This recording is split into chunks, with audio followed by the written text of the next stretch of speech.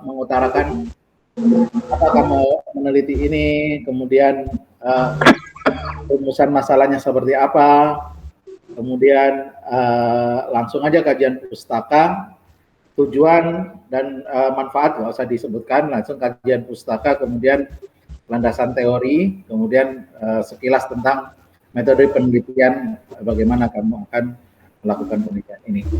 Pengujinya adalah Pak Dahruji. Dan setelah Alvin, langsung dianu Pak Dahruji. Ya, silakan.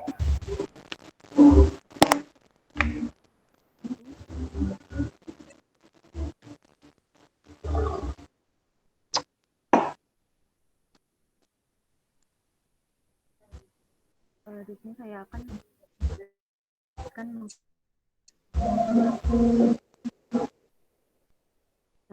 ini yang berjudul analisis efektivitas. Suaranya Alvin. Suaranya kok kecil ya? Nggak jelas suaranya. Sudah jelas, Pak. Kurang dikit lagi. Baik. Ya. Kalau kamu pakai mic, deketin aja mic-nya. Maaf, Pak. Ya, oke. Sudah jelas.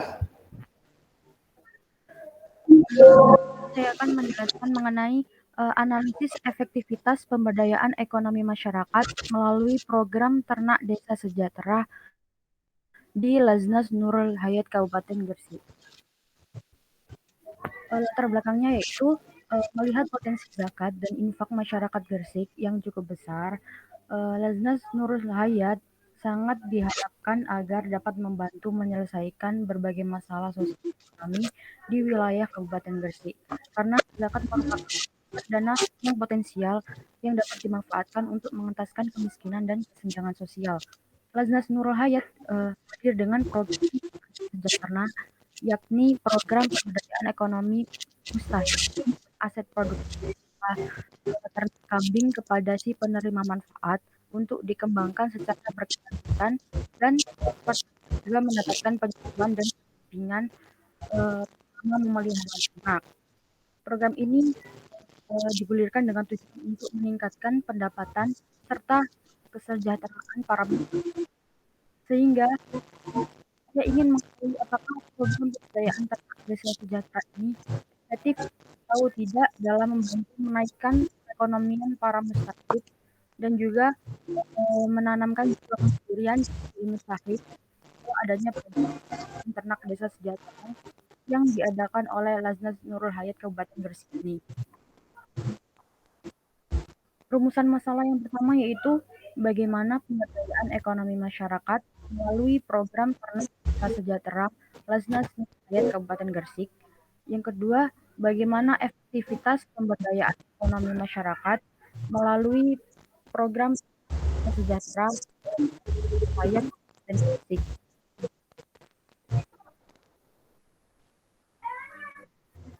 Kajian pustaka yang pertama yaitu Nurdiana Syafaati.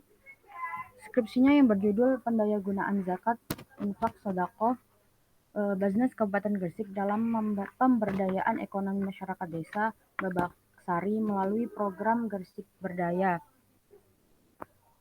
Penelitian ini membahas mengenai pendayagunaan dana ZIS oleh Baznas Kabupaten Gresik melalui program Gresik Berdaya dengan cara pemberian bantuan ternak bergulir kepada para mustahik yang membutuhkan dan yang amanah dalam merawat ternak. Yang kedua yaitu Puspita Deni Amalia yang berjudul Peran Lembaga Amil Zakat dalam Pemberdayaan Ekonomi Masyarakat Miskin. Penelitian ini membahas mengenai program pemberdayaan ekonomi masyarakat miskin oleh Dompet Duafa melalui program kelompok pedagang makanan sehat dan masyarakat mandiri dengan proyek padi 1000 hektar yang mampu memberdayakan ekonomi masyarakat miskin di Lamongan. Yang ketiga yaitu skripsi dari Ngudi Rahayu yang berjudul Optimalisasi Pendayagunaan Zakat, Infak, Sodako dalam Pemberdayaan Ekonomi Mustahik melalui Program Usaha Ternak Kambing di Lazis Korea Pagiba Purwokerto. Penelitian ini membahas mengenai pendayagunaan dana ZIS oleh Lazis Korea Taiba Purwokerto dengan menggunakan sistem distribusi produktif tradisional melalui usaha ternak kambing di 3 desa binaan. Kerangka teoritik yang pertama yaitu efektivitas. Kata efektif berasal dari bahasa Inggris yaitu efektif, yang berarti berhasil atau sesuatu yang dilakukan berhasil dengan baik. Tingkat efektivitas itu dapat diukur dengan membandingkan antara rencana atau target yang telah ditentukan dengan hasil yang dicapai. Yang kedua yaitu pemberdayaan ekonomi masyarakat. Pemberdayaan ekonomi masyarakat merupakan upaya pengerahan sumber daya untuk mengembangkan potensi ekonomi masyarakat guna meningkatkan produktivitas masyarakat. Yang ketiga yaitu program Ternak Desa Sejahtera Laznas Nurul Hayat.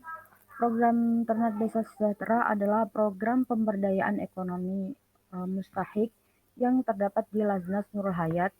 Program ini memberikan aset produktif berupa hewan ternak yaitu kambing kepada si penerima manfaat untuk dikembangkan secara berkelanjutan.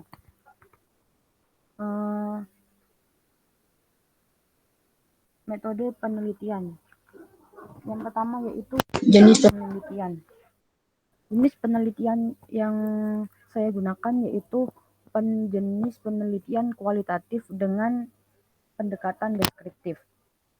Penelitian kualitatif dapat menghasilkan data berupa kata-kata tertulis atau lisan dari orang-orang atau perilaku yang dapat diamati. Yang kedua yaitu subjek penelitian. Subjek penelitian ini antara Laznas Nurul Hayat Kabupaten Gresik dan mustahik atau peserta program Ternak Desa Sejahtera ini. Sumber data yakni dibagi dua. Yang pertama data primer. Data primer ini didapatkan melalui wawancara langsung dengan pendamping program Ternak Desa Sejahtera dan wawancara dengan peserta program Ternak Desa Sejahtera tersebut.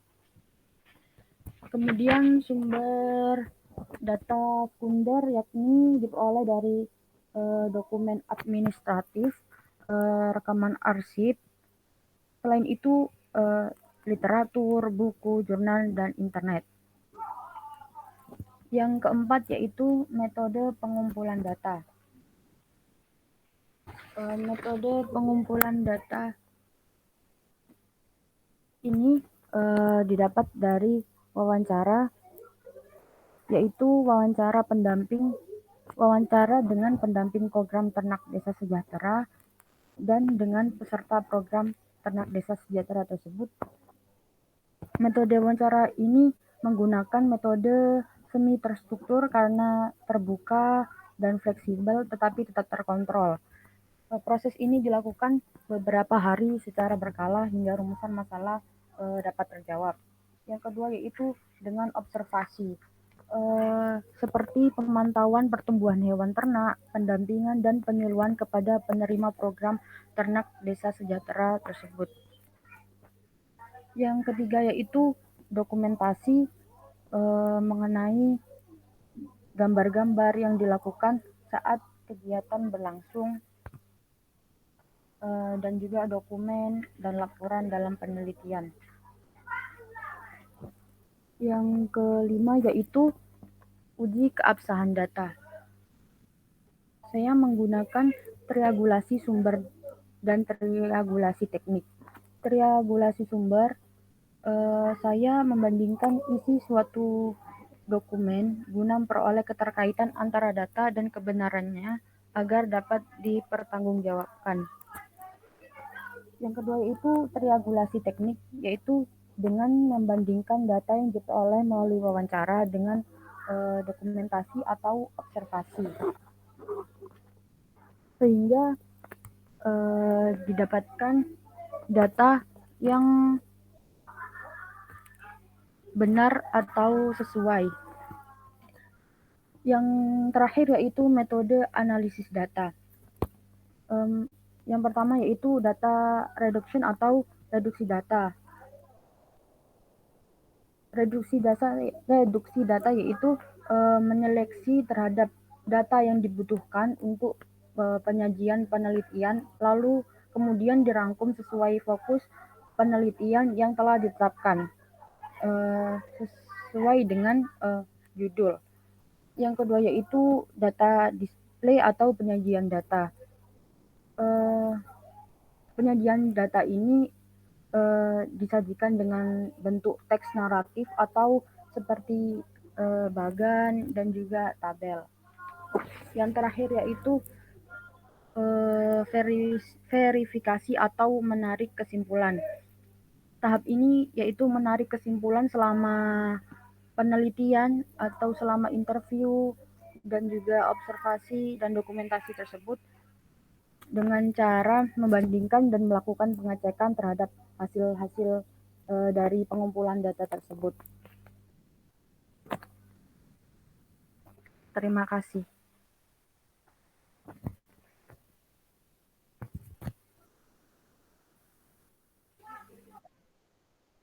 Silakan Pak Daruji. Baik, langsung ya Pak Doni ya.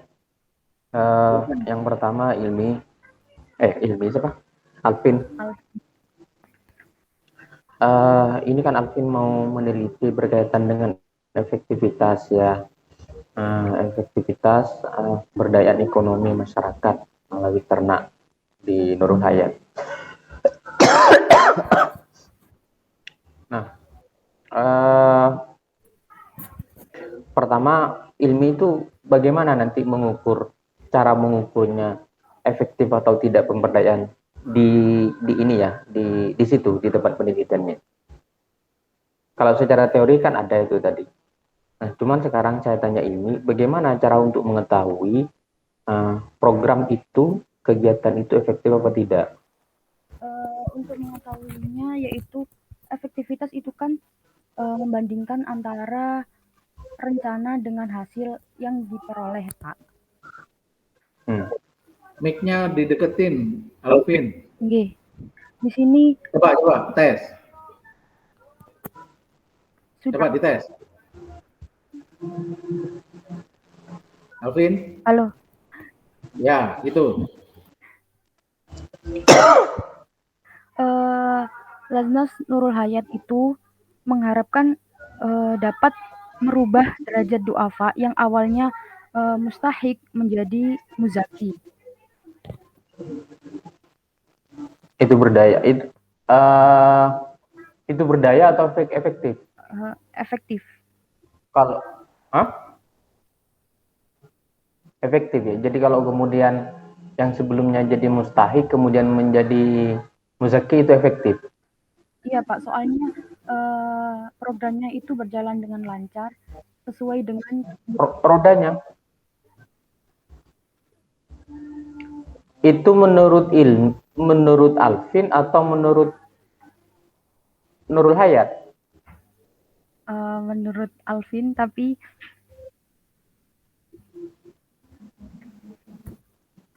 nah begini Alvin. Jadi menurut Alvin kuliah daring ini efektif apa tidak? Kurang efektif. Kurang efektif itu kan menurut Alvin. Jadi sekali lagi efektif atau tidak itu adalah ukurannya adalah bukan daripada Alvin ya, atau ukurannya bukan dari Pak Doni dan seterusnya, tetapi yang membuat efektif atau tidak ukuran dalam hal ini adalah yang melakukan. Siapa yang melakukan? Nurul Hayat ya. Dia Nurul Hayat nanti kan bisa dilihat rencananya seperti apa, endingnya seperti apa, nah, baru kemudian nanti bisa bisa kemudian diambil sebuah kesimpulan bahwa efektif atau tidak ya. Jadi sekali lagi bukan dari hal yang ini. Kenapa yang melaksanakan itu adalah Nurul Hayat ya. Efektif menurut mereka kan gitu, bukan menurut Alvin. Atau ini justifikasi Alvin saja bahwa nanti tanpa kemudian harus melihat di Nurul Hayat. Tidak Pak. Iya. Nah makanya jadi dilihat nanti tujuannya seperti apa. Tentu kemudian yang tahu ini kan Nurul Hayat nih. Kamu udah punya datanya belum? Belum, Pak. Kalau kemudian tadi bilangnya Alvin itu adalah indikatornya efektif itu adalah salah satunya mustahik kemudian menjadi muzaki, dilihat dari apanya kalau seperti itu? Apakah karena dia sudah punya kambing 2, kambing 3 sehingga menjadi mustahik, menjadi muzaki? Yang pernyataan mengenai mustahik menjadi muzaki itu dari Laznas Nurul Hayat, Pak. Iya, semuanya yang saya ketahui Lasnas itu orientasinya ke sana. Ya, bagaimana kemudian mustahik menjadi muzaki, kan gitu. Tetapi ini kan khusus berkaitan dengan ternak kambing. Ternak apa ini? Kambing ya? Ternak kambing. Kan khusus program itu. Nah, khusus program. Nah, sekarang kali ini kan berkaitan orang beternak nih. Kalau kemudian dikatakan dia sudah jadi muzaki, apa kambingnya sudah jadi 4? Paham? Atau kemudian dilihat dari yang lainnya. Ya. Ini kan bukan orang jualan nih, bukan bisnis, tapi kemudian ternak, iya kan? Orang ternak menghasilkan apa? Ya anak-anak apalah kan gitu toh, ya kan? Beda dengan orang jualan, orang usaha, dikasih duit, dikasih modal dengan usaha, kemudian pendapatannya tambah dan tentunya mungkin indikatornya ke sana. Tetapi kalau ini berkaitan dengan ternak ini, seperti apa indikatornya nanti? Ini belum saya tanya berdaya ya. Dikatakan berdaya, ini kan bicara tentang pemberdayaan nih. Nah, dikatakan pemberdayaan. Dikatakan orang berdaya dengan hasil ini, hasil ternak kambing ini, itu seperti apa? Apa kambingnya jadi 4, jadi 5 dan seterusnya? Oh, dia sudah berdaya. Atau bagaimana? Di sini kan programnya itu ada 2, Pak. Yang pertama itu dengan teknik fattening, yaitu penggemukan. Yang kedua yaitu breeding atau pembiakan. Jadi kalau fattening itu penggemukan dalam jangka waktu 3 bulan. Kemudian yang breeding itu pembiakan itu jangka waktunya itu selama 3 tahun. Dan kan kambing yang sudah hamil, yang kemudian itu anaknya dikasih ke peternak dan ibunya itu diambil oleh pihak Laznas Nurul Hayatnya itu. Itu sudah jadi mustahik, sudah jadi muzaki kalau gitu. Orangnya begitu. Hah? Dalam? Sudah jadi muzaki kalau seperti itu. Boleh. Oke, jadi begini Alvin. Jadi diperjelas nanti yang berkaitan satu, seperti saya sampaikan tadi, yang pertama adalah bagaimana mengukurnya ini. Karena ini kan berkaitan dengan ternak. Kalau Alvin tadi bilang itu ada 2, penggemukan dengan peternakan. Nah, indikatornya kan beda-beda ini kalau begitu. Efektif kalau kemudian dalam 1 tahun bisa menggemukkan 3 atau 4 misalkan begitu. Efektif atau kemudian kalau bisa melahirkan 2 atau 3 ekor kambing dan sebagainya. Tentu kemudian sekali lagi yang lebih tahu ini kan Nur Hayat ya. Tapi gambarannya mengukurnya kan tahu nanti Alvin. Kan gitu ya. Atau mengukurnya dari pendapatan. Bagaimana kalau mengukurnya dari pendapatan? Sejak peternak kambing misalkan kemudian pendapatannya bertambah. Logikanya bagaimana kalau bertambah? Nah, itu nanti diekspor lebih jauh. Ya. Pak. Sehingga kemudian tidak hanya sekedar itu tadi berdaya dan seterusnya. Kan gitu ya? Oke. Kalau kemudian ada orang bertanya, kajian ekonomi syariahnya di mana ini? Kajian ekonomi syariahnya itu terdapat di dana zakat infak sodako dari Nurul Hayat tersebut, kemudian dijadikan didaya gunakan sebagai pemberdayaan ekonomi para mustahik dengan pola zakat produktif atau dana produktif. Oke, jadi kajian ekonomi syariahnya karena ini programnya LAS yang diambilkan dari dana zakat, ya. Oke. Betul. Tapi kan Alvin tidak akan meneliti dana zakat asnaf yang mana kan gitu kan, bukan itu yang diteliti, tapi kemudian hanya melihat daripada efektivitasnya gitu. Nah, saya lihat ini kan sudah ada Alvin nulis di sini. Nah, cuman kan mungkin nanti seperti saya sampaikan tadi, kajian ekonomi syariahnya di mana? Kajian ekonomi syariahnya mungkin bisa dilihat dari sini, Alvin, yang sudah ditulis oleh Alvin. Apa tadi? Itu di bawah itu pemberdayaan dalam ekonomi syariah itu ada tahun. Nah, tinggal kemudian ada ukhuwah misalkan. Nah, itu kan secara prinsip-prinsip ya. Nah, tinggal kemudian bagaimana kemudian nanti mengemas tidak melenceng dari ini, sehingga kemudian ada kajian-kajian ekonomi, tidak hanya pure hanya pemberdayaan. Ya. Gitu ya, Alvin ya. Oke, yang selanjutnya. Oke. Nah, termasuk kemudian tadi saya bilang tadi indikator keberdayaan, berdaya. Nah, kalau secara teori Alvin kan sudah nulis, sudah ada ini. Tetapi kemudian dalam prakteknya nanti teorinya, karena ini kan bicara tentang ternak kambing, ada penggemukan dan peranakan. Nah, tinggal kemudian dibuat indikatornya itu berdaya seperti apa. Kalau di sini kan nggak ada yang berkaitan dengan itu. Ya. Nah, oke, saya langsung aja ke Midpen ya. Iya, Pak. Nih Midpen ini Alvin nulis uji keabsahan data. Coba prakteknya kayak apa itu uji keabsahan data?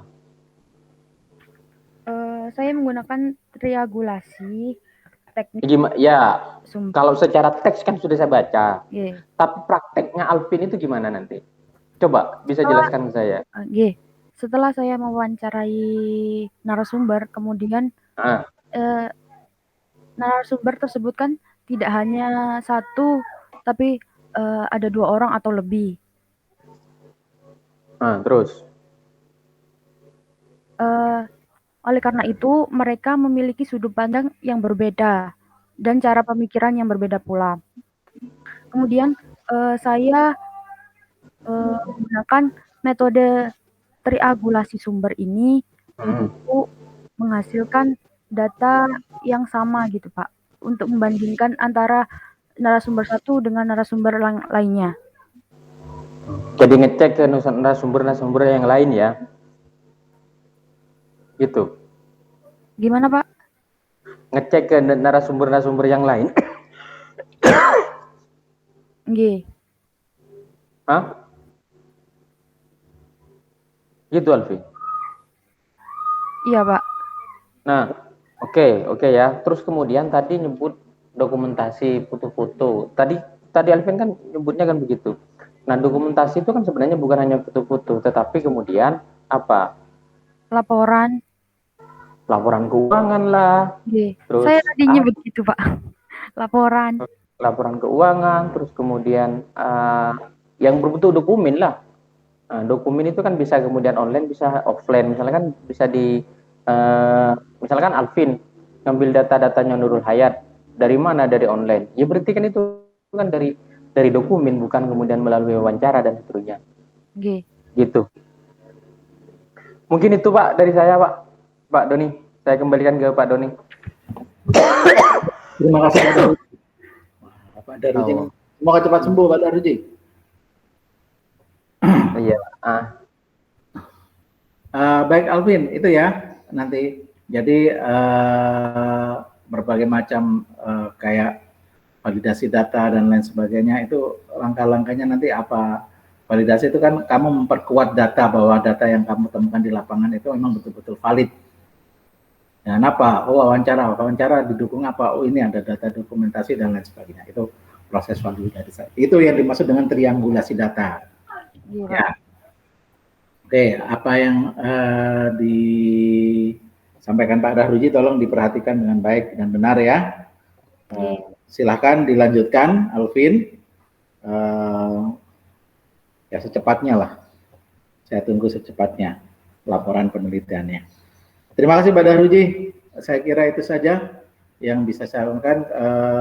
Terima kasih Salma Alvin, semoga cepat menyelesaikan tugas akhir ini. Dan kita akhiri dengan bersama-sama membaca doa kafaratul majelis. Subhanallah wa bihamdika. Assalamualaikum warahmatullahi wabarakatuh. Waalaikumsalam warahmatullahi wabarakatuh.